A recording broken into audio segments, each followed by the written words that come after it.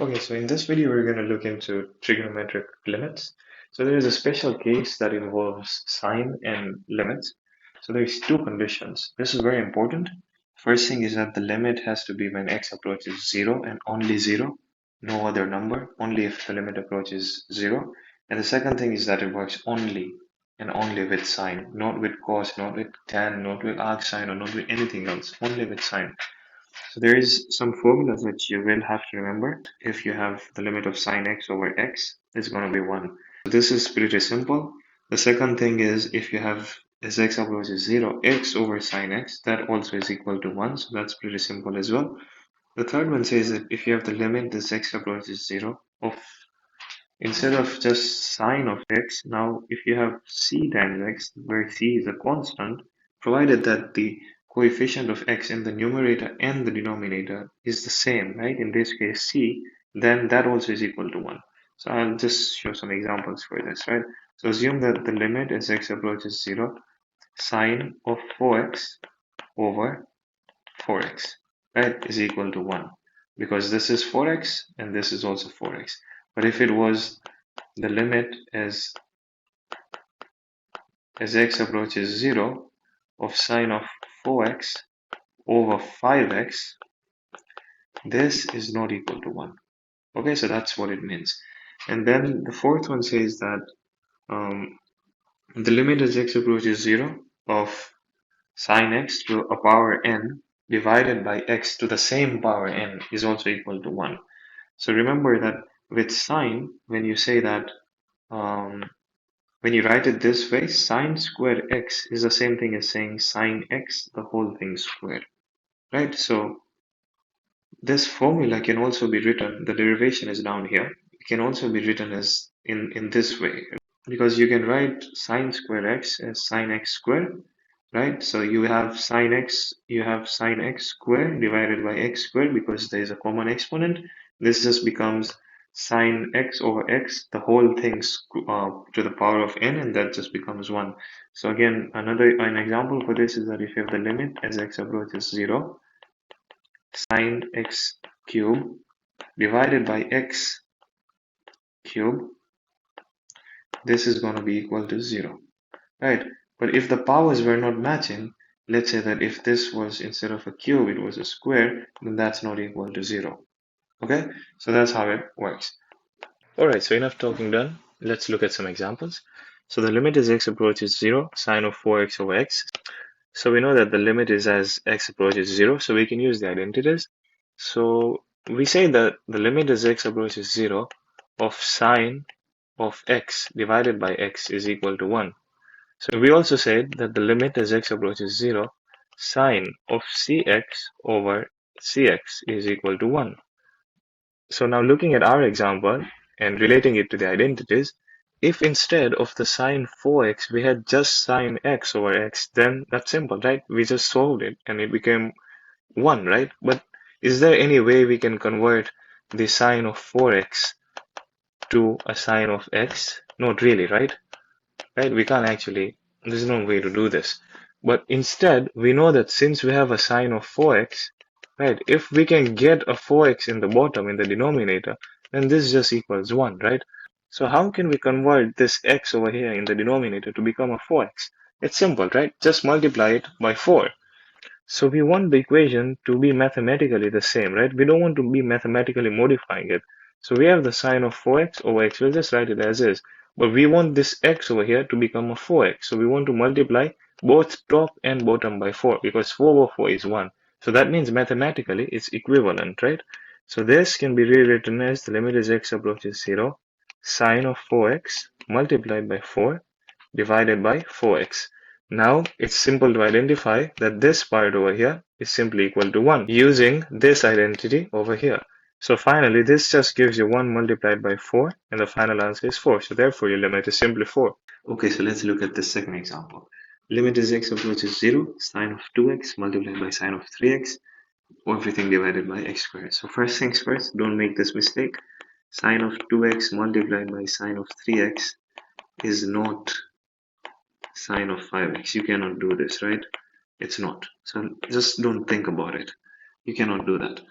what you can do over here is that you know that sine of 2x over 2x is going to give you 1.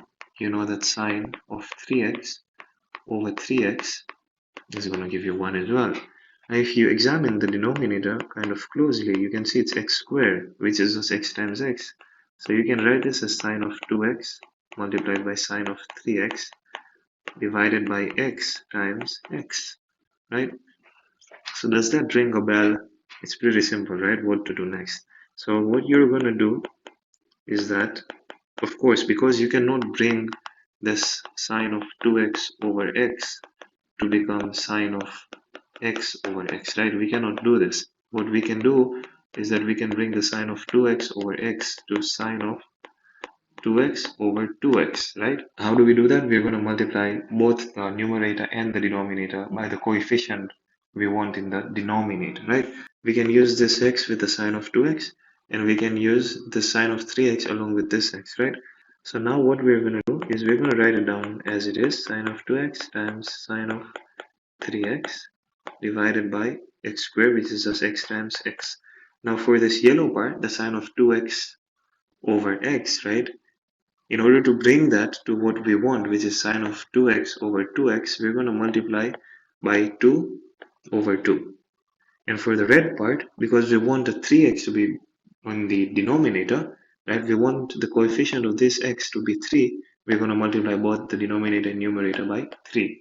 So again, 2 over 2 and 3 over 3 is just 1. So mathematically, we're not doing anything. It's the same thing.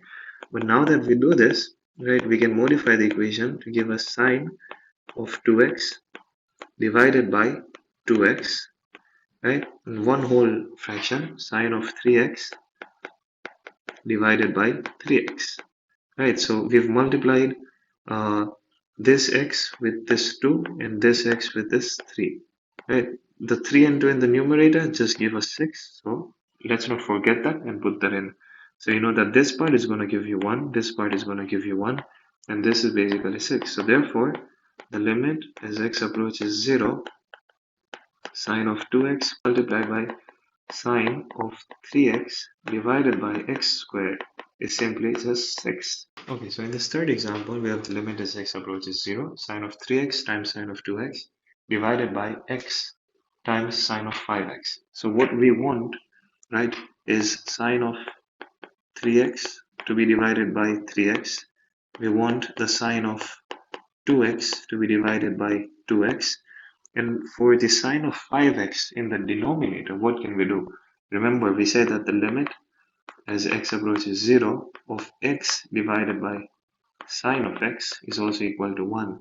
So we want a 5x, right? We want it to be 5x in the numerator divided by sine of 5x.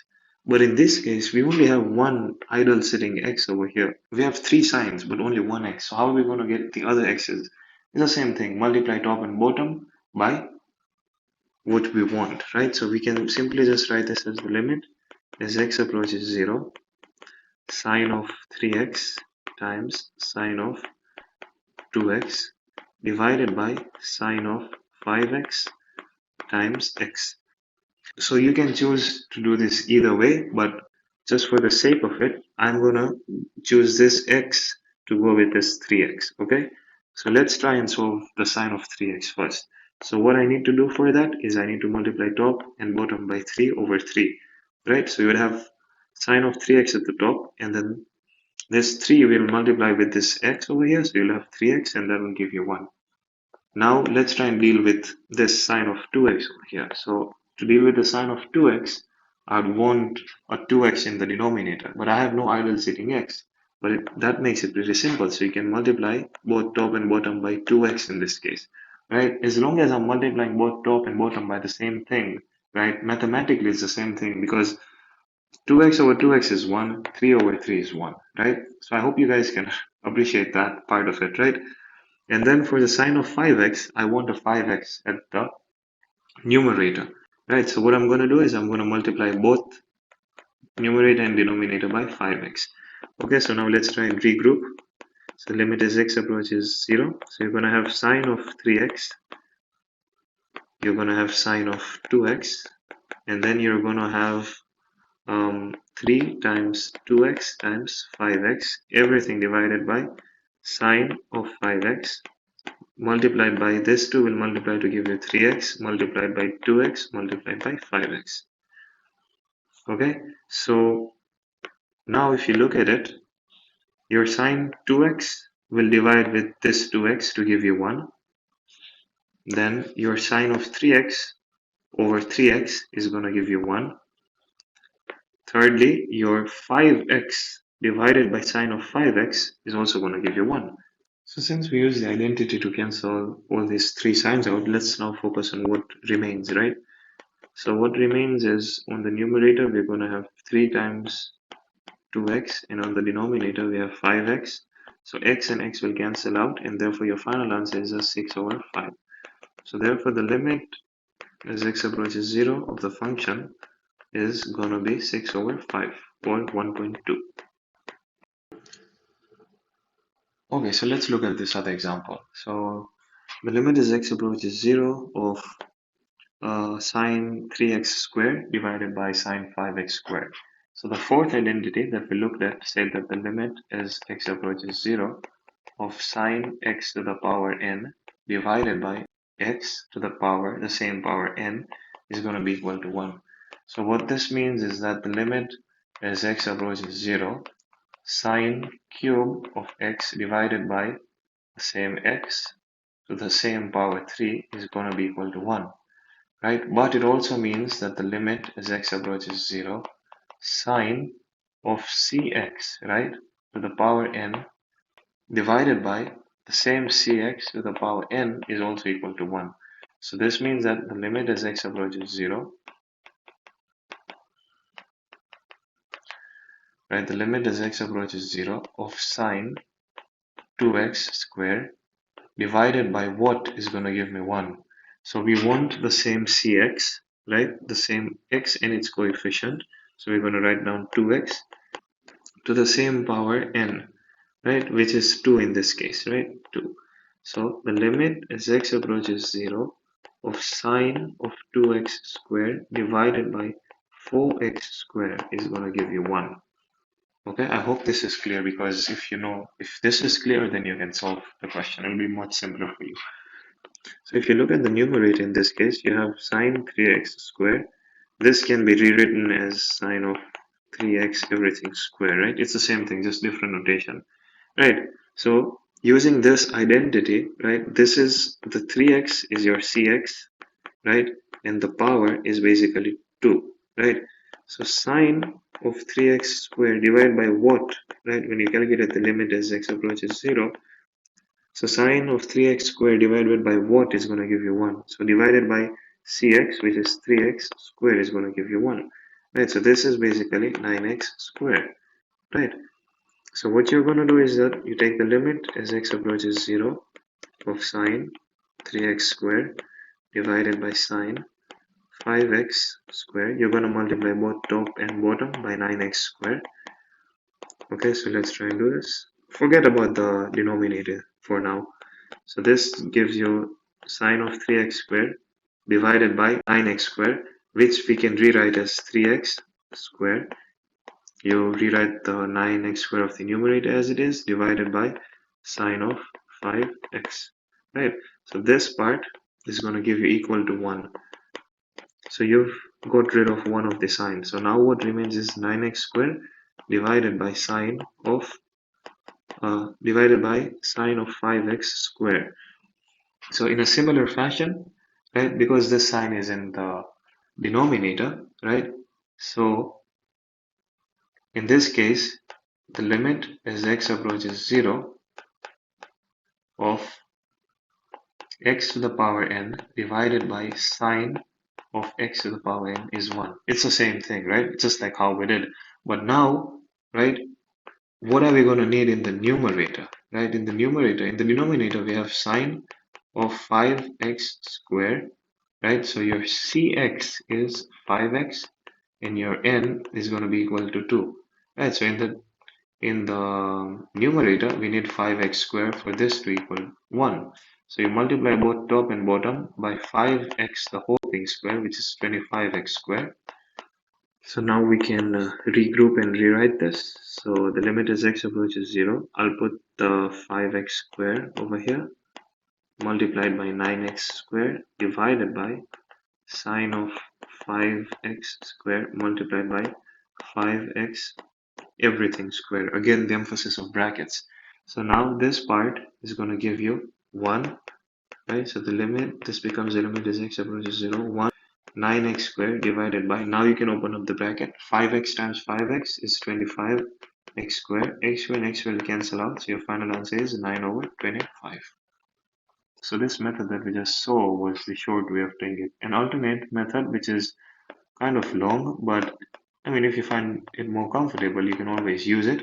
So the alternate method is just that, say you have the limit as x approaches 0 of sine 3x squared divided by sine 5x squared, right? What is sine 3x squared? Right, this is just sine of 3x squared, right? This thing is just sine of 3x times sine of 3x, right? So if you expand the original function, you can simply just write down the limit as x approaches 0, sine of 3x multiplied by sine of 3x over sine of 5x multiplied by sine of 5x. And then you deal with it like how we did the first few questions. So for this sine of 3x, I need a 3x at the bottom, so I'm going to multiply top and bottom by 3x, okay? So next up, for this sine of 3x, I'm going to need a 3x at the denominator, so I'm going to multiply again 3x both top and bottom, right? So this will go with this. Then for this sine of 5x in the denominator, I'm going to be needing a 5x in the numerator, so I multiply 5x. I multiply by 5x over 5x. And lastly, for this sine of 5x, I need a 5x in the numerator, so I'm going to multiply both numerator and denominator by 5x. Okay? So then it's a little tedious, like I said, right? But you can go on and expand this. So you bring this sine of 3x over this 3x. Then you have the sine of 3x, the second one. And then you bring this 3x. Then you have in the denominator, you have the sine of 5x. So you're going to bring this 5x. And then again, you do the same thing. You're going to use this 5x divided by sine of 5x. And then most importantly, don't forget what's left out. So you have 3x at the top times 3x divided by 5x times 5x at the bottom. Right, so all of these, this is going to give you 1, this is going to give you 1, this is going to give you 1, and this is also going to give you 1. Okay, so that just gives us the limit as x approaches 0 of 3x times 3x over 5x times 5x. The x's will cancel out, and 3 times 3 is 9, 5 times 5 is 25. So therefore, the limit is the same answer, right? 9 over 25. So as you can see, is that this method might work better for some, it might not work better for others. So as you can see, this method is a little more tedious, but I mean, it's a little more, self-explanatory rather than this one, because in this method, using this fourth identity, right, a very error-prone area would be this part where, we might forget to put the brackets, right, or in this part over here. So you can choose any method you want. Both of them will give you the same answer. Yeah, so just choose whichever method you're more comfortable with.